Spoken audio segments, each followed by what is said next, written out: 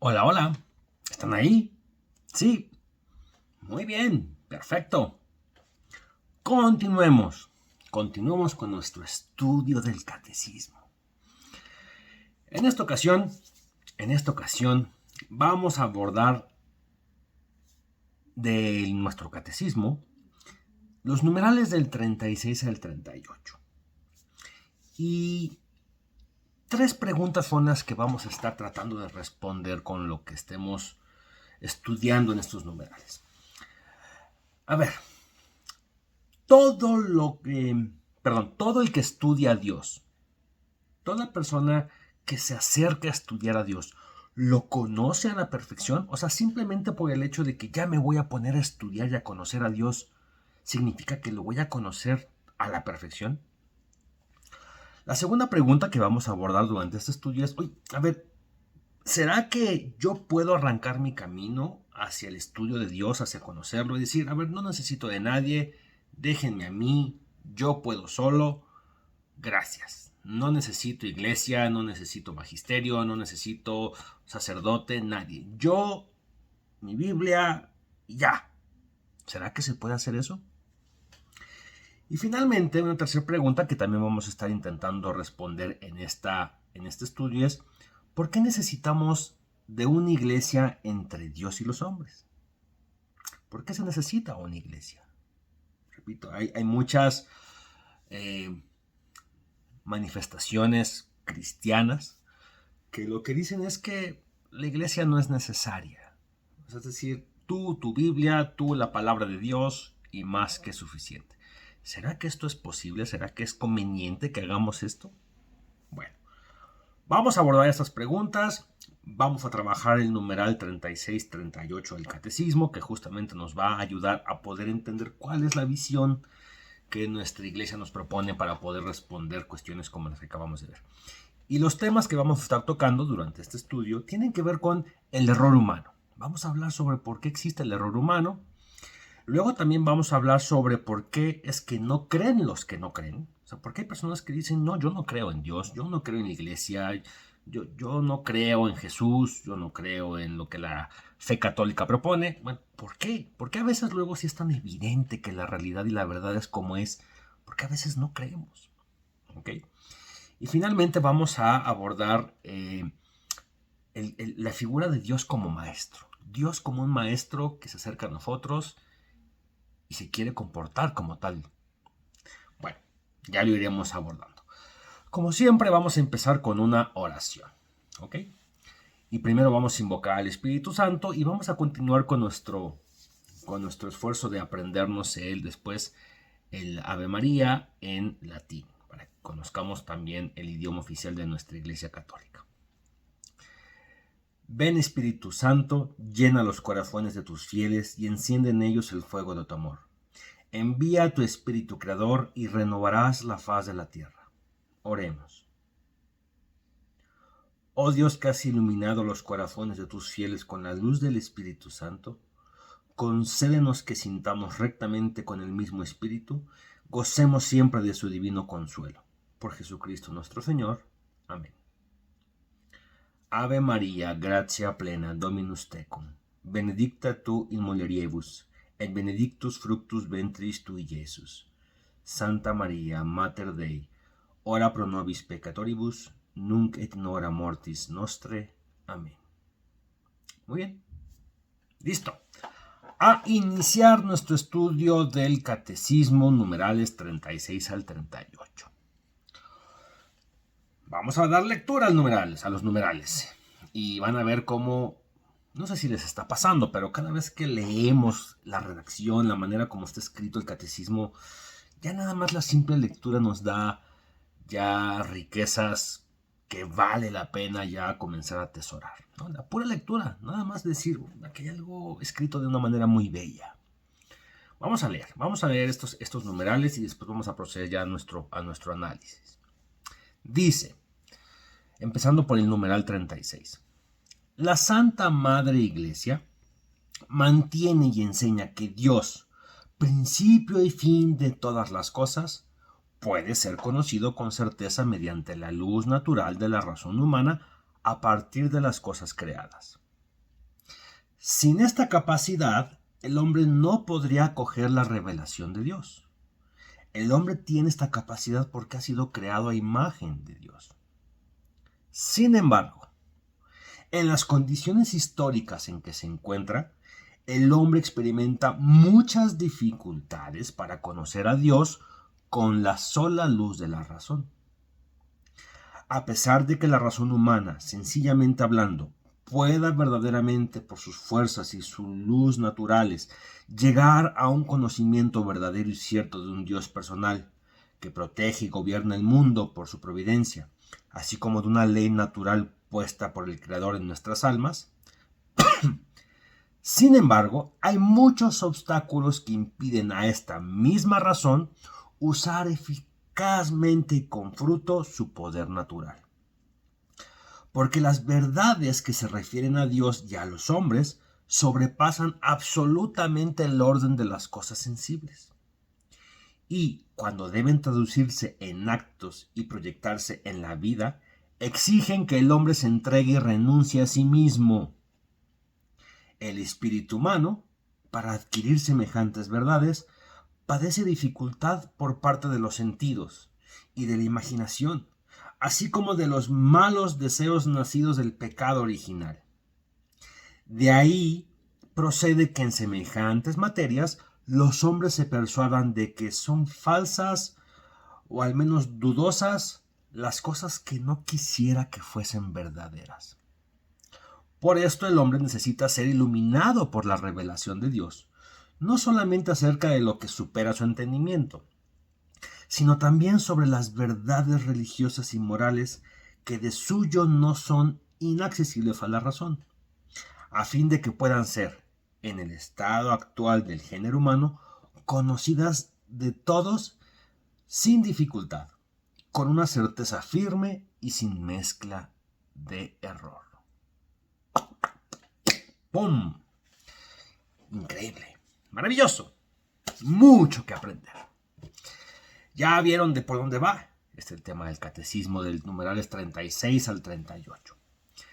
Pues vamos a empezar con nuestro análisis. Y ya habiendo leído el catecismo, ya nos dimos cuenta que uno de los primeros elementos que se toca en estos numerales tiene que ver con el error humano. Vamos a hablar sobre el tema del error humano. ¿Sale? Bueno, fíjense, les hago el siguiente ejercicio.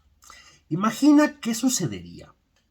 Plantéense el siguiente escenario. ¿Qué hubiera sucedido si tú cuando fuiste al colegio, a primaria, secundaria, hubieras ido a ese colegio y el colegio hubiera tenido aulas, pizarrones, plumones, pizarras, creo que le llaman en otros países, en México le llamamos pizarrones, tizas, gises, plumones, libros, mesas? O sea, que la escuela hubiera estado bien equipada. Material de trabajo, cartulinas. Bueno, por ahí entienden la idea de que la escuela, imagínense que hubiera sido el colegio y hay todo el material necesario, todas las instalaciones necesarias. Pero en esa escuela no hubiera habido maestros, guías, mentores, nadie, digamos, adulto o nadie con cierta ascendente sobre ti que te pudiera enseñar algo. Simplemente entras al colegio, ahí están los libros, ahí están los materiales, pues vas, aprende. ¿Cómo se hubiera sentido la experiencia en un colegio así? O sea, de meterte a estudiar, a buscar, a ver qué hago, qué encuentro, pues por dónde empiezo. O sea, seguramente hubieras aprendido cosas. Seguramente en este intento de agarrar algún libro, medio intentar ver qué son estos símbolos, luego de repente ver algunas imágenes, agarrar material, experimentar. A ver, no estoy diciendo que en un escenario de donde estás tú solo aventado al aprendizaje no se aprenda. Sí se aprende, pero ¿para qué? ¿Qué hubiera pasado si hubiera habido? O sea, ¿cuál es la ventaja? ¿Cuál es el resultado de que, además de todo eso, además de escuelas, salones, materiales, libros, además de eso, existieron maestros, existieron docentes, personas que ya poseían mucho más experiencia que tú y que aprovecharon todos esos recursos para entregarte el conocimiento y para ayudarte a que tú, lo que fueras a descubrir, tuviera un cierto orden, tuviera una cierta estructura y que además ellos conocían cuál era el método para que tú pudieras encontrar las verdades a las cuales necesitabas encontrar en tu vida, pero con un cuidado que ellos ya habían experimentado, practicado, organizado para ti. ¿Ya te diste cuenta aquí en este pequeño ejercicio la diferencia entre aventarte al ruedo, ahí simplemente a que tú aprendas lo que puedas, contra el hecho de tener a alguien que te esté cuidando en el proceso? Bueno, el hombre, usando las herramientas intelectuales y espirituales con que Dios lo dotó, es capaz de encontrar muchas verdades, pero también muchos errores. En este ejercicio del alumno, del niño que es arrojado a la escuela y no hay maestros, repito, el alumno seguramente va a aprender algo. Algo la experiencia y el error le van a enseñar. Pero también en este camino, arrojado a su suerte, arrojado a su voluntad, arrojado a lo que él pueda hacer, va a acabar encontrando muchos errores. Y lo peor de todo es que no va a haber alguien ahí que le diga, oye, eso que encontraste y que estás suponiendo que es así, en realidad no es así. Déjame explicarte, déjame enseñarte, déjame guiarte, déjame sacarte el error y ponerte en lo que es, en la realidad. Bueno, el error humano. El hombre puede encontrar la verdad. Tenemos la capacidad para encontrar la verdad. Pero eso no significa que todo lo que se encuentra es verdad. Podemos encontrar, tenemos esta capacidad para llegar a la verdad. Pero no significa que todo lo que hemos encontrado y todo lo que vemos y todo lo que nosotros sale de nuestra mente es verdad. De hecho, en estos momentos, en tu mente, en tu cabeza, en la mía, existen muchas cosas que están mal, que son errores, que son equivocaciones. El tema es que, ¿cómo saberlo? ¿Cómo saber que estamos equivocados? ¿Cómo saber que una cierta postura, que una opinión, que algo que nosotros consideramos como cierto y que de hecho hasta puede regir nuestra vida, es correcto, es cierto, está bien formulado? ¿Cómo saberlo? Entonces, es un hecho que aquel buscador, si bien en su ejercicio de buscar puede encontrar muchas cosas, también puede encontrar muchas cosas que no se deben, no deberían de asumirse como ciertas. Por eso se dice que los pensadores más grandes son aquellos que comienzan reconociendo que el pensamiento tiene sus limitaciones. Por ahí se dice que en la antigua Grecia, Sócrates era el más grande de los pensadores. El más grande de los pensadores griegos de la época donde los griegos le dieron tanto conocimiento al mundo. Bueno, pues, si tú le hubieras preguntado a alguien en esa época, oye, ¿quién es el hombre más inteligente del mundo? Bueno, hay textos que dicen que la gente decía que era Sócrates. Sócrates es el hombre más inteligente del mundo. Y cuando le fueron a preguntar a Sócrates, oye, Sócrates, ¿por qué la gente dice que tú eres el hombre más inteligente del mundo? ¿Qué tienes? ¿Qué haces? Sócrates no respondió diciendo, pues mira, es que yo tengo mucha información en mi cabeza, es que yo, la verdad es que sí soy muy inteligente, soy un superdotado y mira, la cantidad de información que he logrado memorizar en mi mente es lo que me hace a mí ser intelectualmente potente. No. ¿Sabes cómo contestaba él? Pues con la frase que de hecho lo acabó haciendo famoso, que es, mira, no sé por qué la gente dice que yo soy inteligente o el hombre más inteligente del mundo, porque es que de hecho yo solo sé que no sé nada. Yo solo sé que no sé nada. Y dicen que esta frase surgió cuando Sócrates conoció la librería, la biblioteca de Alejandría, que se dice que en su momento fue la biblioteca que los griegos construyeron en la ciudad de Alejandría para poder albergar todo el conocimiento que existiera en el momento. Entonces la biblioteca de Alejandría contenía papiros, no libros, todavía no existían los libros, pero sí papiros, en donde los grandes pensadores se les invitaba a que bajaran su conocimiento, lo pusieran en papiros y dejaran una copia inscrita en la biblioteca de Alejandría. Bueno, dicen que cuando Sócrates llegó y entró a la biblioteca y dijo, wow, cuánto conocimiento acumulado hay aquí y cuánto conocimiento que seguramente me sobrepasa y que yo no tengo en mi mente, fue cuando Acuña dijo esta frase de, a ver, me queda claro que yo solo sé que no sé nada, me falta mucho por aprender. Bueno, esta reflexión sirva justamente para decir, a ver, las personas que se empiezan a volver intelectualmente potentes, que empiezan a conocer verdades profundas, complejas y sobre todo ciertas, son aquellas que de principio dicen, a ver, yo no soy todo ni soy lo máximo, mi mente tiene un cierto límite, me puedo equivocar, yo no lo sé todo, mi cerebro, mi capacidad intelectual tiene limitaciones. Entonces, fíjense, qué increíble, ¿no? Saber que si tú quieres llegar a potencializar tu capacidad de conocer, de aprender, de estudiar, en nuestro caso lo que estamos viendo es el tema de Dios, el primer paso es reconocer que estamos limitados, que nos podemos equivocar, que tenemos complicaciones para llegar a esas verdades. Bueno, ok. Entonces dice el catecismo, por eso es que el catecismo dice así, en las condiciones históricas en que se encuentra, el hombre experimenta muchas dificultades para conocer a Dios con la sola luz de la razón. Y cuando aquí el catecismo dice de las condiciones históricas en que se encuentra el hombre, está hablando de que, a ver, el hecho de que tengamos ya una corporalidad, una materia, nuestro mismo cuerpo ya nos limita a poder hacer ciertas cosas.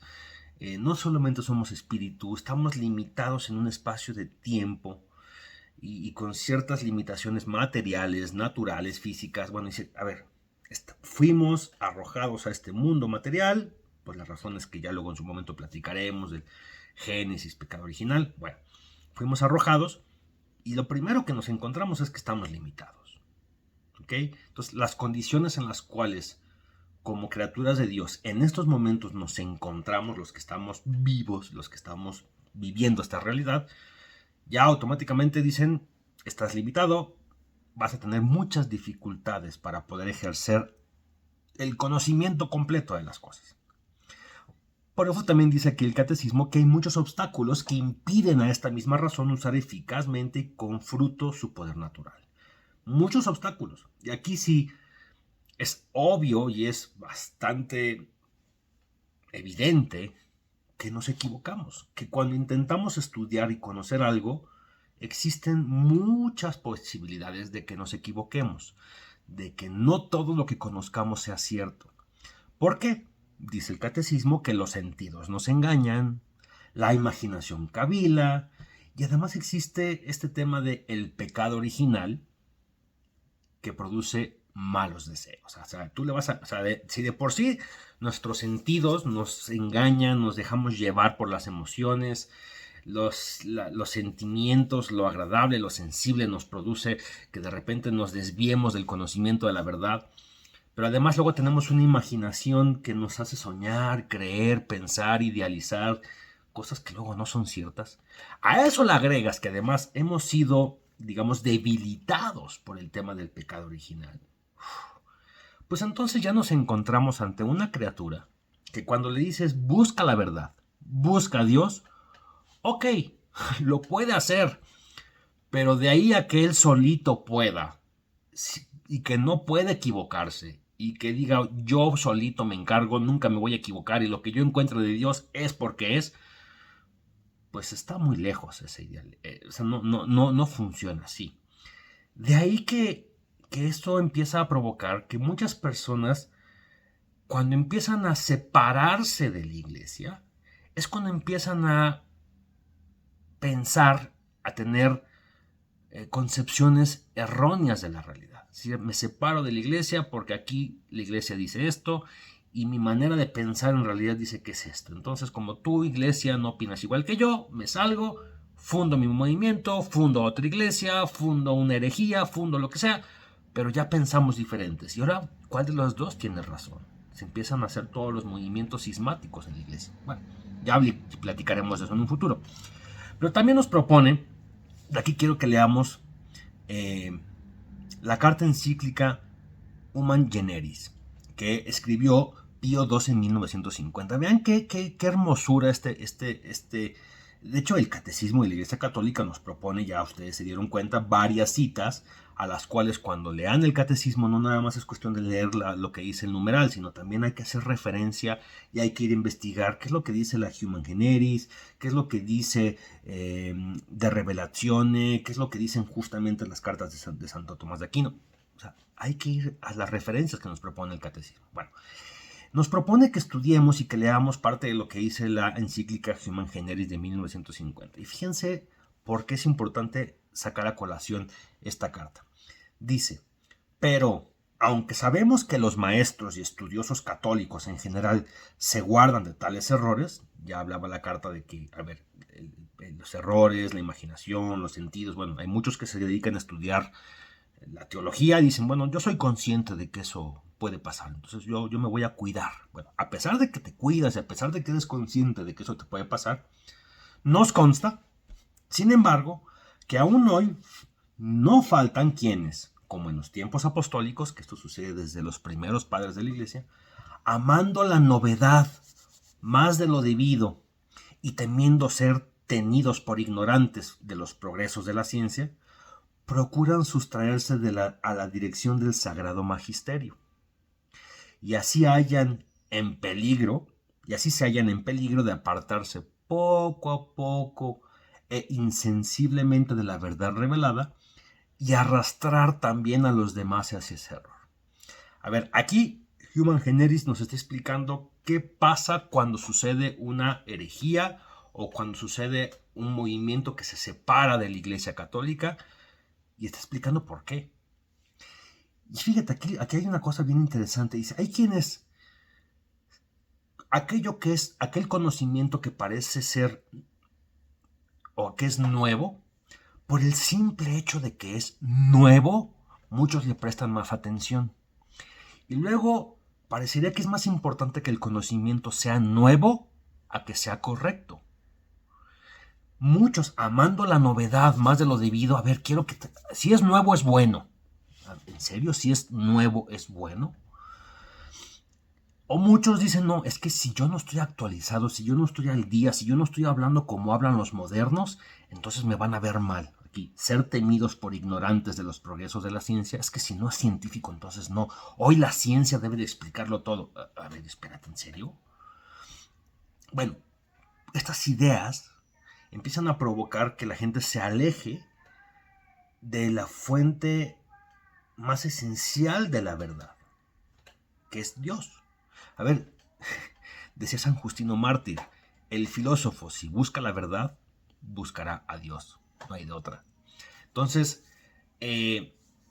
aquellos que empiezan a dudar de la iglesia porque no es nueva, porque lo que enseñan tiene 2000 años de antigüedad y pues ya no es moderno, o porque no hay un método científico que en el microscopio nos ayude a ver que Jesucristo está presente en la Eucaristía.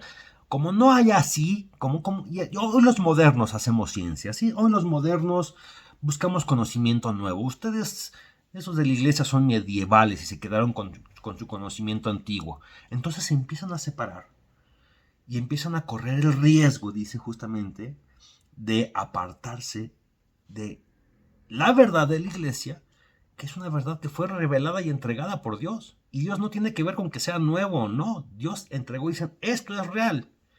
No hay por qué desviarse de eso. Y entonces al desviarse y al salirse, empiezan a convencer y arrastrar a muchos a que por ahí debe estar el camino.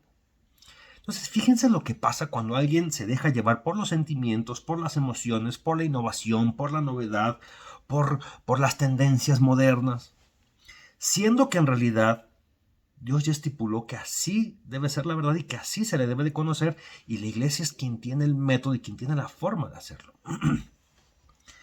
¿Qué sucede cuando el ser humano encuentra verdades que son de difícil aceptación o que producen incomodidad? Porque ese es el efecto de la verdad. Cuando uno se pone a buscar la verdad, uno va a correr el riesgo de que esa verdad que uno encuentre le va a obligar a replantearse muchas cosas que uno creía en el pasado. Y cuando empezamos a encontrar la verdad y la verdad dice, ok, esto es cierto, pero resulta que tú habías estado viviendo así y no se parece, tienes que adaptarte a la realidad. cuando la realidad te empieza a tocar, se empieza a meter contigo, con tu estilo de vida, con tus creencias, con tu personalidad, hay muchos que dicen, aquí nos dice el catecismo, empiezan a decir, no es verdad, eso que está ahí es falso. O bueno, es dudoso, no sé, no está todavía comprobado.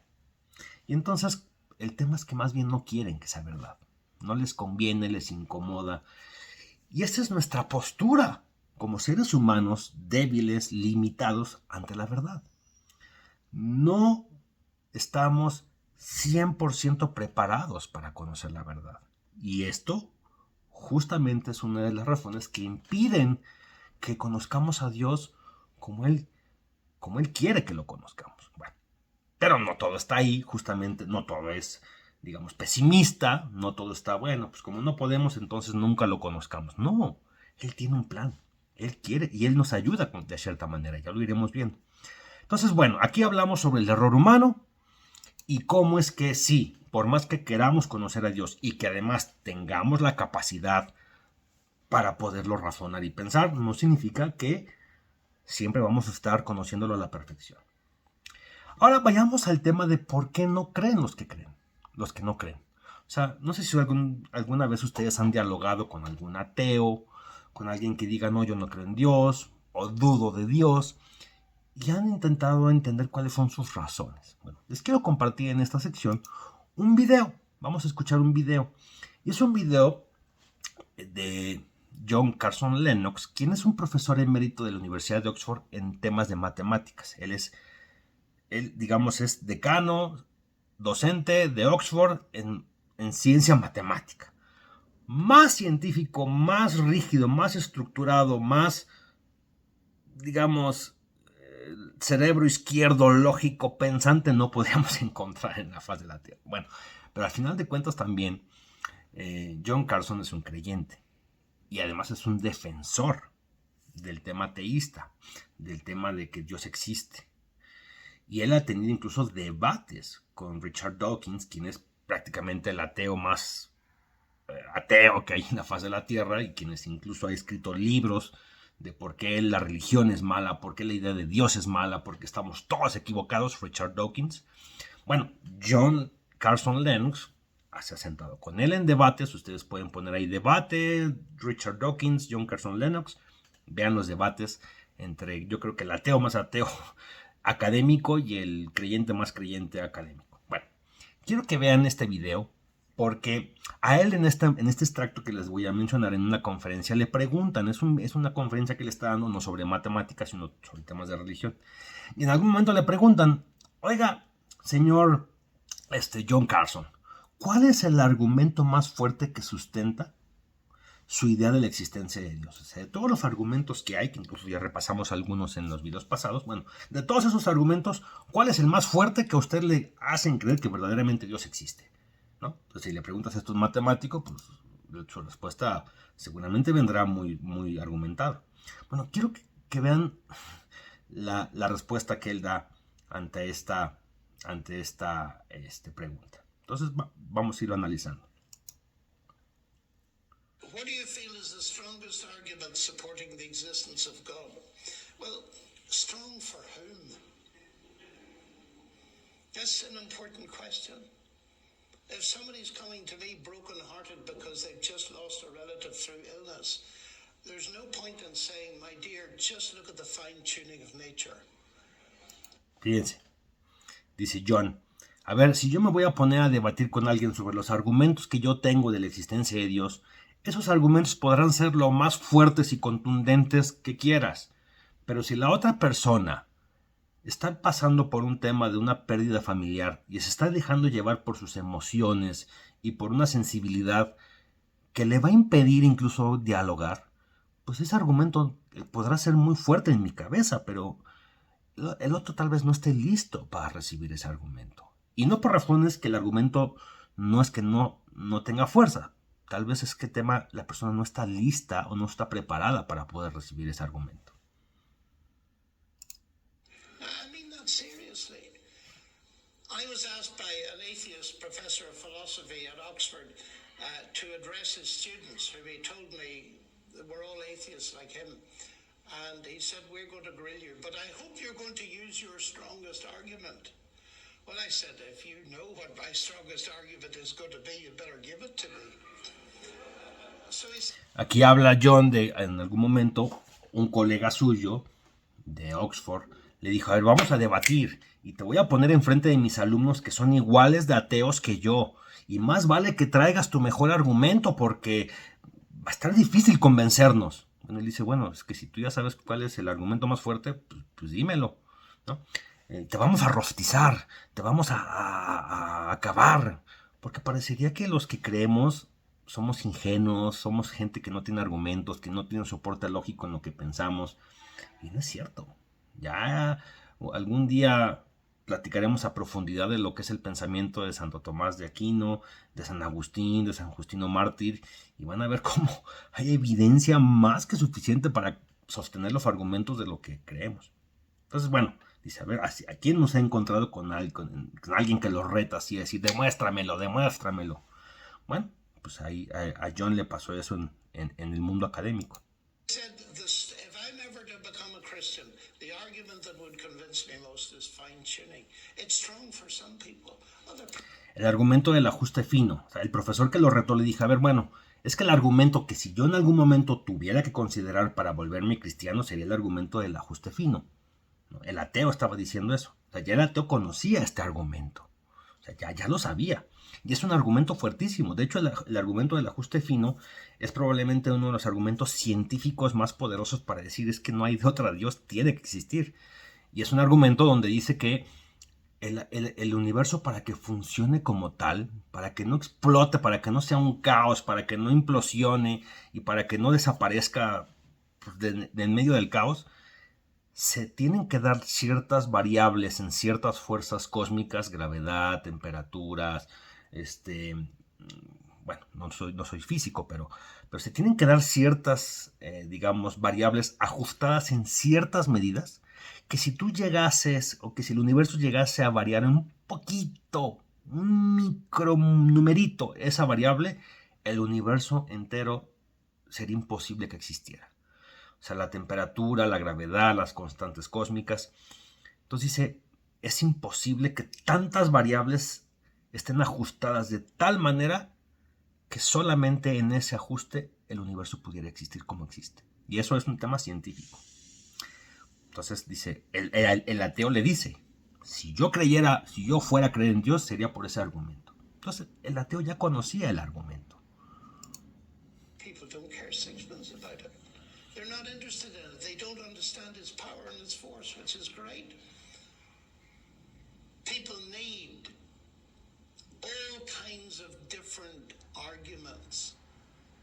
Some need an intellectual argument because they're bothered. There's something they don't understand, and they need facts. For example, somebody's bothered about the existence of Jesus. That's very simply dealt with. All you have to do is read a bit of ancient history. Other people are bothered because they are immersed in various aspects of the problem of evil and pain. And you don't deal with that by discussing Genesis 1. Now, I mean that quite seriously. One of the questions here, which I might as well deal with as we're going through, is what's the hardest argument you face? Well, the answer to that's obvious. It's the problem of evil and pain. That is the hardest question any of us face. Cuando habla de que el argumento más difícil que él ha enfrentado, o que de hecho muchos de los ateos utilizan para decir, mira, este es el argumento que yo como ateo te rebato a ti y que utilizo para decir por qué Dios no existe. Es el tema de, bueno, si Dios existe, ¿por qué existe el mal? La existencia del dolor y del mal. Entonces es un argumento que, porque muchos católicos no sabemos cómo contraargumentarlo o cómo explicarlo, nos impide demostrarle a un ateo cómo es que, de hecho, la existencia de Dios, del dolor y del mal, sí son cosas compatibles. Y de hecho, es más, yo les puedo decir que mucho de lo que yo he encontrado de luces teológicas en mi fe católica, las he encontrado cuando he estudiado la contraparte, cuando he estudiado el tema de la demonología, del mal, de las partes oscuras, de la gente que se mete al New Age, a cosas satánicas, a cosas esotéricas. estudiando esas cosas oscuras es que me he encontrado cómo es que las cosas de la luz se explican solitas. Bueno, pero aquí está diciendo, yo también reconozco que hay un argumento de la existencia del mal. Podría tirar por los suelos la idea de que Dios puede existir, si es que no se sabe argumentar bien. And we need to think about it, because if we've nothing to say about it, we're as bad as the atheists. They have, by definition, nothing to say. Because atheism is a hopeless philosophy. By definition, there is no ultimate hope. And that's what... Fíjense cómo ya se está hablando aquí de esperanza, ¿no? Los ateos, ser ateo ya de principio no se siente bien porque es una filosofía sin esperanza. ¿Qué hay después de la muerte? Pues nada. ¿Existe Dios? No. ¿Qué esperanza te da eso? Ya si te fijas cómo ya de los argumentos del ajuste fino, la existencia del bien y del mal, ya aquí John está empezando a hablar de argumentos más emocionales, ¿no? A ver, ¿cómo le puedes tú dar argumentos intelectuales a alguien que de hecho de principio está desesperanzado en su vida y que lo que está pidiendo es esperanza, no hechos, no argumentos científicos? Why the Bible talks about it. At the heart of our Christianity is not a set of physical laws. There's a cross. And that is answering a big question. Qué poderoso, ¿no? Al final de la verdad, al final de cuando quien se mete a estudiar temas de nuestra fe católica cristiana, lo que te vas a encontrar no es un dato científico, no es un número, no es un hecho demostrable, es una cruz. Y eso, pues si bien no tiene ciencia dura, física, natural, sí tiene todo el sentido filosófico, metafísico del universo.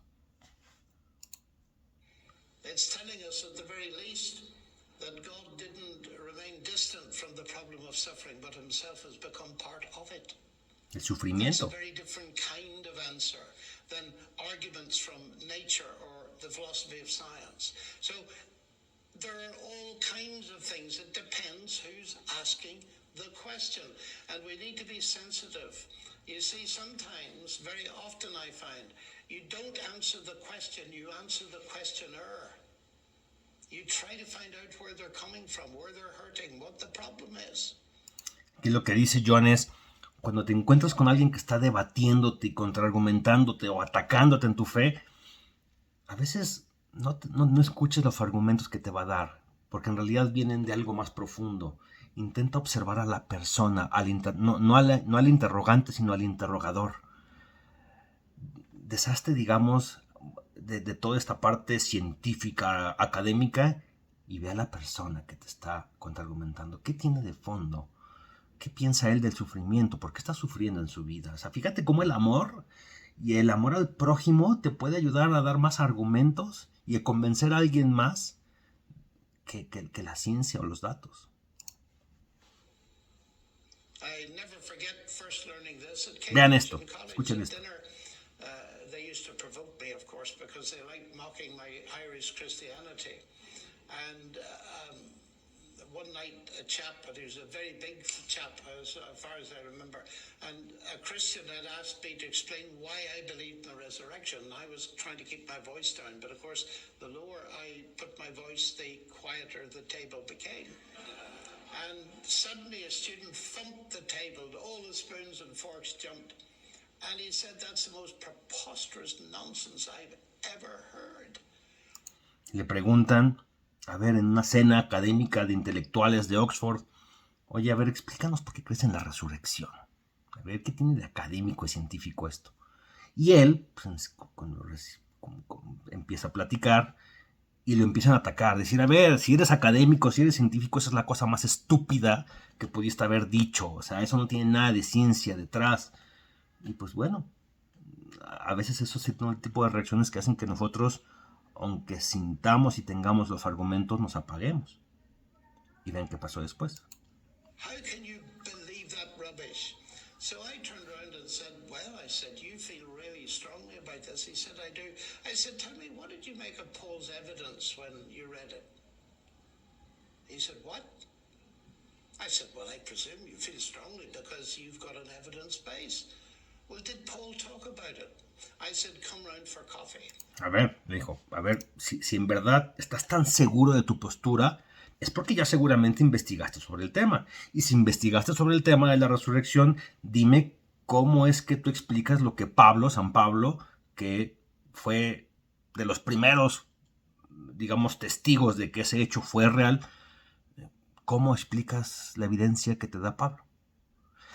Y entonces la otra persona le decía, bueno, ¿por qué? ¿Por qué?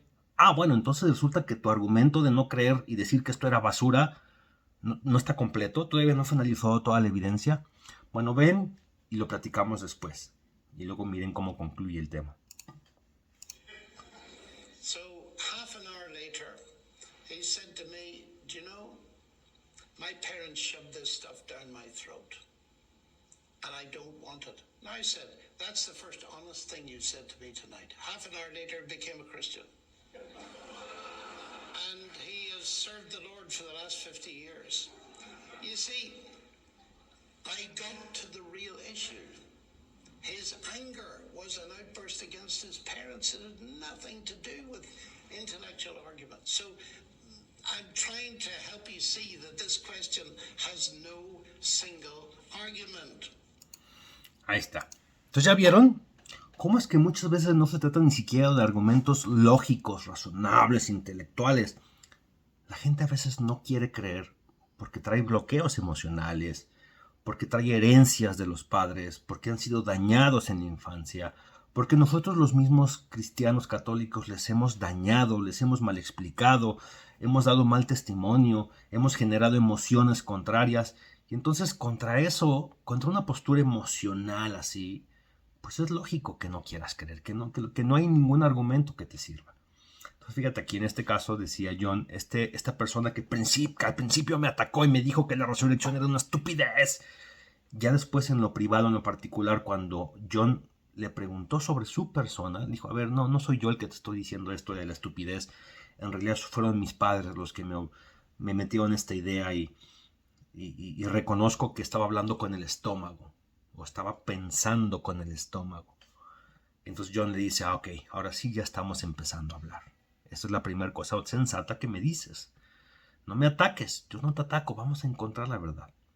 Dice, ya habiéndose despojado de ese argumento emocional, de ese argumento de coraje, entonces ya estaba dispuesto y listo para escuchar los argumentos racionales. Seguramente John se los dio y dice 30 minutos después, era alguien que se había convertido y que sirvió a Dios por los próximos 50 años de su vida. Fíjense lo que provoca el coraje, el enojo, la imaginación, el que me dijeron, los paradigmas, las falsas ideas, los sentimientos que se nos cruzan en medio. Y entonces es por eso que la razón humana no siempre puede hacer su tarea. ¿Ok? Entonces, bueno, eso es el tema de lo que estamos estudiando en el catecismo. Y entonces, ¿cómo se arregla esto? Porque esto parecería que nos deja en una situación medio de desesperanza, ¿no? Bueno, pues es que no podemos, somos débiles, somos corajudos, somos vulnerables, volubles, nos enojamos, odiamos, nos equivocamos. Y aunque incluso queramos hacerlo de buena fe, también nos equivocamos. Entonces, ¿de qué sirve, dirás tú, que empecemos a buscar el tema de Dios? Bueno, y es ahí donde Dios dice, hey, espérame, todavía no todo está dicho. Entonces hasta aquí ya hemos visto cómo es que si nos avientan a nosotros a que descubramos la verdad, seguramente vamos a acabarla regando. Vamos a acabar encontrando cosas que no son ciertas, siendo engañados, siendo enojados, vamos a pensar más con el estómago que con la cabeza. Entonces no nos dejen solos. Y Dios nos dice, no te dejo solo. Yo soy tu maestro, necesitamos un maestro. Y este catecismo termina con estos temas. Se requiere que el hombre se entregue y renuncie a sí mismo. Fíjate, aquí esto es aquí algo maravilloso. Esto yo creo que es la cita más poderosa de estos numerales. ¿Quieres iniciar la búsqueda de Dios? Primero, antes de que hablemos de argumentos, de hechos, de ciencia, de historia, de evidencias, de razones, de filosofía, de metafísica, tienes que estar dispuesto a entregarte y renunciarte a ti y a la verdad. O sea, no quieres venir a imponer tus volubilidades, tus emociones, tus corajes. Hey, déjalos de lado. Déjalos de lado. Argumentos hay. Vas a poder entender cómo funciona el tema. Pero si tú te interpones en el camino de ti mismo y la verdad, entonces, primer paso, se requiere que te entregues y que renuncies a ti mismo. Híjole. La condición yo creo que más complicada y difícil de todas las que Dios nos pide. La primera condición para que un maestro pueda enseñar es que el alumno desee aprender. Y yo diría, y que desee no imponerse sobre el maestro. Si tú eres maestro, quiero que me enseñes, quiero confiar en ti. Cuando somos niños en la escuela, se nos pone un maestro y lo primero que hacemos es confiar en el maestro. Confiar en que él sabe, en que él tiene experiencia, en que él ya recorrió el camino que nosotros estamos por iniciar apenas por recorrer, que él nos puede guiar. Si yo me empiezo a pelear con el maestro nada más porque sí, y no por debatir, y no por tratar de encontrar la verdad, sino por coraje, porque me caes gordo, porque a mí nadie me manda, porque es que aquí los maestros son unos tales por cuales, y a mí, pues, o sea, si empiezo a actuar nada más por coraje y me empiezo a rebelar contra el maestro no va a poder hacer su magia conmigo. Pero sin embargo, si quiero dialogar, aprender, y quiero decir, a ver, déjame entenderte, pero acepto que tú tienes más experiencia que yo, me dejo guiar, empieza a suceder el aprendizaje. ¿Cuál es el papel de un maestro dentro de un salón de clases? ¿Por qué no podemos dejar solo a un niño a su suerte en el camino de descubrir la verdad? Bueno, ya sabemos por qué. Porque somos volubles, somos débiles, somos erróneos, nos podemos equivocar. Pero si tenemos un maestro, este maestro nos puede ayudar. Bueno, Dios desea ser ese maestro que va a guiar nuestro aprendizaje. ¿Ok?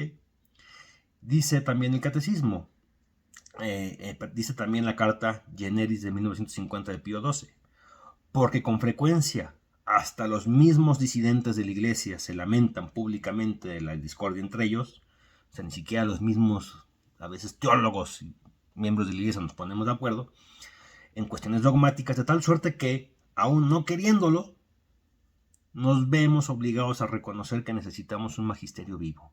O sea, necesitamos una escuela con maestros capacitados que nos guíen y que eviten que nosotros nos equivoquemos. Necesitamos de un magisterio que nos proteja del error y que asegure que las verdades religiosas puedan ser conocidas por todos sin dificultad y con la certeza firme y sin mezcla del error. Reconociendo que somos limitados, reconociendo que no podemos hacerlo todo, que nos vamos a estar dando de topes con la pared, se vuelve indispensable contar con un magisterio. Magisterio viene de la palabra de magister, maestro. Necesitamos un maestro que nos oriente y que además, si ese maestro tiene 2000 años de experiencia en enseñanza de la verdad, ¿por qué quisiéramos alejarnos de ese maestro? Ese maestro lleva 2000 años estudiando, pensando, analizando, descubriendo, entendiendo a Dios. La relación del hombre con Dios, cómo debe ser, lo que Dios nos dijo. Ese magisterio lleva 2000 años en el Nuevo, digamos en el Nuevo Testamento, pero otros 10,000 años en toda la historia del antiguo de la humanidad. Llevamos casi 15,000 años de experiencia humana. ¿Por qué quisiéramos empezar a creer que nosotros, con nuestros 30, 40, 20, 60 años, vamos a poder encontrar la gran verdad del universo? O sea, ¿por qué? ¿Por qué no mejor aprovechar a ese maestro? ¿Por qué no aprovechar esos 2000 años de experiencia que inició todo con estos primeros maestros que convivieron con el gran maestro que es Jesús? Entonces, si el gran maestro ya vino, nos entregó el conocimiento, nos capacitó, agarró a 12 y les dijo, a ver, a ustedes les voy a entregar el conocimiento de lo que yo sé que es la verdad. A ustedes 12 los voy a preparar para que luego estos 12 vayan y enseñen y formen a nuevos maestros. Pero en esta verdad, así deben de ser las cosas. Si el gran maestro ya hizo esa labor, ¿por qué creemos nosotros que vamos a estar arriba de él, que vamos a enseñarle a él, que vamos a entenderlo mejor que nadie? A ver, el magisterio de la Iglesia Católica tiene su fuerza en el hecho de que ha defendido las enseñanzas del gran maestro, defendiéndolas contra el error humano, contra las herejías, contra los corajes, contra las guerras, contra gente que dice tú no tienes razón, contra las posibilidades, contra la imaginación humana, contra la posibilidad de extinguir a la iglesia. O sea, con todos los problemas que hemos tenido como humanos y como humanidad, la iglesia ha dicho, protejo la verdad, protejo la verdad, protejo la verdad, protejo la verdad.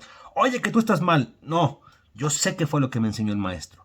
Yo sé que fue lo que los primeros padres conservaron como verdad. Y hay evidencia científica de que eso es así, ¿eh? Pero bueno, ahí está el magisterio. El magisterio, su labor no es... A ver, la labor de la iglesia no es ser popular, ser famosa, tener las iglesias llenas, ser divertida, ser muy moderna. No, esa no es la misión de la iglesia. La misión de la iglesia como magisterio es guardar el depósito de la fe, o sea, conservar la verdad que le fue entregada, defenderla y entregarla en completa integridad. ¿Ya vieron la importancia de tener un magisterio? Yo no sé ustedes, pero yo no me siento capaz, yo soy sumamente limitado como para creer que yo voy a encontrar una verdad más allá que nuestro magisterio ya ha venido preservando por más de 2000 años. Entonces, de esto habla el numeral 36 al 38 del Catecismo de la Iglesia Católica. Nos podemos equivocar, podemos meter nuestras emociones, nuestras dudas, nuestros corajes, nuestros prejuicios, que si nos lastimaron nuestros padres, que si me habló feo Juanito Pérez, que si el sacerdote hizo tales tonterías. Ok, podemos meter todas esas cosas, pero al final de cuentas la verdad es lo que es. Y cuidado con que al tú buscar la verdad, creas que tú eres más poderoso que ella. Magisterio de la Iglesia. Es el lugar en donde podemos estar seguros de que el Maestro nos va a cuidar. Nos va a cuidar del error. Y si nos cuida del error, seguramente es porque nos va a mostrar la verdad. ¿Te gusta nuestro contenido? Gracias. Suscríbete a este canal para que te estemos notificando sobre futuras publicaciones de nuevos videos.